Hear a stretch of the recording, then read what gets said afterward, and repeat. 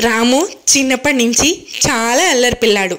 ఎప్పుడు ఏదో ఒక కోతి పని చేస్తూనే ఉండేవాడు. అమ్మ చేత దెబ్బలు తింటూనే ఉండేవాడు.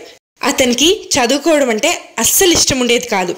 ఎప్పుడు స్కూల్ ఎగ్గొట్టేసి పొలాలెమ్మట, చెట్లెమ్మట, పుట్లెమ్మట తిరుగుతూ ఆడుకుంటూ ఉండేవాడు. రాము చదువు మీద అస్సలు దృష్టి పెట్టట్లేదు అని గమనించిన వాళ్ళమ్మ చదువు ఎంత ముఖ్యమో ఎప్పుడూ రాముకి వివరిస్తూనే ఉండేది. కానీ రాముకి వాళ్ళమ్మ చెప్పిన మాటలు చెవికి ఎక్కేవి కాదు. ఎప్పట్లాగానే ఆ రోజు కూడా రాము స్కూల్ ఎగ్గొట్టేసి నది ఒడ్డున ఆడుకుంటూ ఉన్నాడు. ఆటల్లో పడి మునిగిపోయిన రాము ఆ రోజు లేట్గా ఇంటికి వెళ్ళాడు. లేట్గా ఇంటికి వచ్చిన రాముని ఇంతసేపు ఎక్కడికి వెళ్ళా అని ఆత్రంగా చేతులు పట్టుకుని అడిగింది వాళ్ళమ్మ. ఆ చేతులు మామూలు చేతుల్లాగా మృదువుగా లేవు. ఆ అమ్మ చేతి స్పర్శ సున్నితంగా లేదు. ఎందుకంటే ఎంతో కష్టపడి పగలు రాత్రి పొలం పనులు చేసి కాయ కష్టం చేసి చేతులన్నీ బండబారిపోయాయి. చేతులన్నీ పగుళ్లతో నిండిపోయాయి.